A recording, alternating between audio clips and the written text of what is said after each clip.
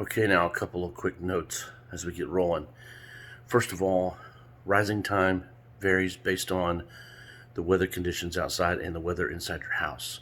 So here in Texas, that varies every year because it could be 85 one day and in the 40s the next Thanksgiving. So this time of the year in 2020, it's a little bit chilly outside, so it's going to take a little longer to rise. We generally like to do 3 rises to get the best fluffy results. And that's really part of the secret. So we've got all of our ingredients here, ready to roll, and then we're going to begin the process of walking through the recipe right now. One other quick note is have yourself a good food thermometer, if you will. So you take the temperature of your recipe at some point in the process. You can use a digital one. I don't think a rectal one would work well, but just get you a good way to check the temperature on the on the batch. All right, now we have all of our ingredients in order and mixed in. So I'm going to stir it. You can use, an actual blender if you want to mix it up. Just kind of hand stir it and get it all ready to warm up. Now that's a key piece of this process, is the fact that you warm up the recipe, because warming it up is what activates the yeast. So, but you don't want to overwarm it and kill the yeast. So she's got a very specific degree you want to warm it up to. That's what you got to try to get to. Now, if you're going to freeze some of this for later, then you actually want it cooler, and that way the yeast doesn't get activated at all. That's a whole different process, which I'll be trying to kind of do half and half of that today.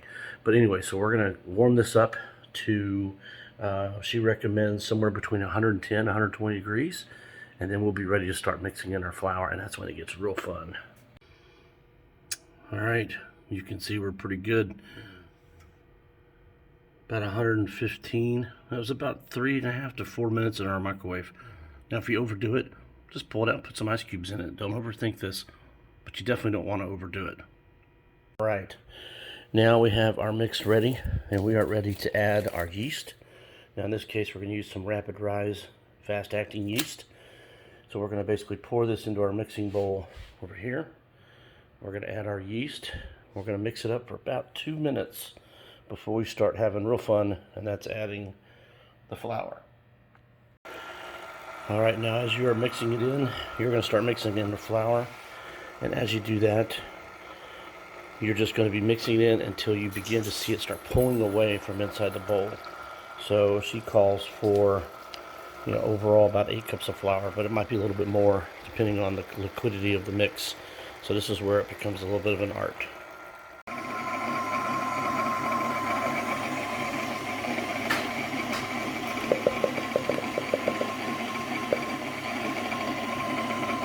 Starting to get a little separation in there.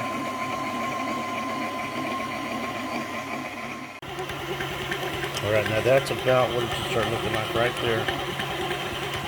Right here you can see the separation coming. You don't want to put too much flour in. It'll defeat the purpose. All right, now is when it starts really getting messy, because you're going to take this out here.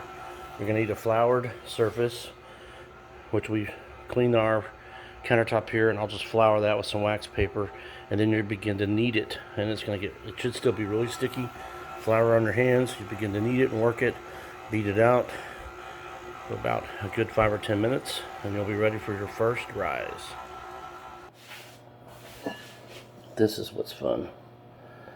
Get that out. You're going to want to cover your hands because it's going to get all in between your fingers. And once you get rolling, there's no stopping. Get it all out of there. Oh yeah, this is perfect.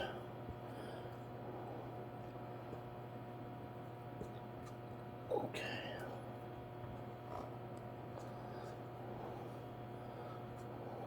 It's messy and fun, just the way us boys like it. Okay. Set that aside. I need more of my flour. Make sure you have plenty of good flour because you're going to need it. You don't want to overdo the flour either. when you're doing this, but to keep it from sticking to your hands, you're just going to have flour. So you just kind of begin almost the monster mash with the dough. Okay. The goal here is to kind of knead it in place and to try not to make as much as a mess as you're going to make, but that's impossible. The wife already knows this is part of the tradition. Okay. Now I like to split the ball of dough in half because it's just easier to work with. I'll set that aside over here and then just let me work this one.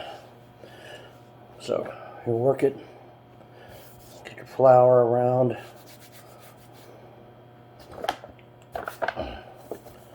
Get some more put on the table to mix in there.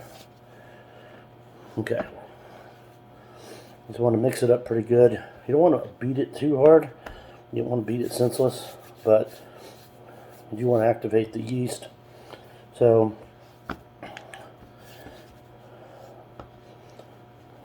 I'll work it pretty good. What you're going to do is you're going to take these two balls of dough once you work this pretty good.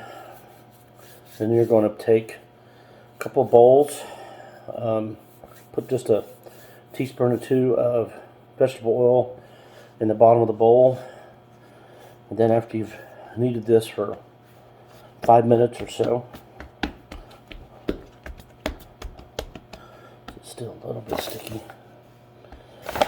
Once you've done that for about 5 or 10 minutes, each of those balls of dough, then you're going to roll it up. I'll show you that in just a second. Put it in that bowl, cover it up, let it rise for about 2 hours. Hour and a half to 2 hours of that first rise. Okay, this one is just about ready. Kind of turn it in on itself a little bit there. Get a little bit more dough going in. And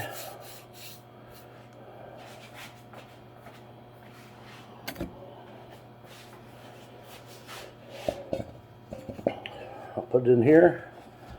Kind of turn it over a little bit, let the oil that's in the bottom kind of get all around it. So it's going to look a lot like that. Take some clear wrap, put it across the top, and you're ready for your first rise. Then you'll do the same thing with the other half of the dough ball right there. Alright, now we have our dough cut into 2 balls, covered. I put them in the oven because the oven's a little bit warmer and stuffier than sitting on the countertop. And I'll let it rise for about 2 hours. It's 7:27. We'll start checking it about 9. Now, on another side note, I took half the batch and broke it into little dough balls and put it in cupcake pans. And these will freeze overnight. Then you put them in sealed containers and you should have them ready to pull out and thaw and cook later. Okay, so our dough has risen. It should rise almost twice as much as it was, depending on the weather and depending on how long. Here it's been almost 2 hours. So we're going to go ahead and knock this one down. Ironically, my other one not rising near as fast, so I'm going to let this one sit for a little longer. But this one I'm going to knock down and then let it rise again. Alright, we have knocked them both down and we're going to let them rise another 2 hours.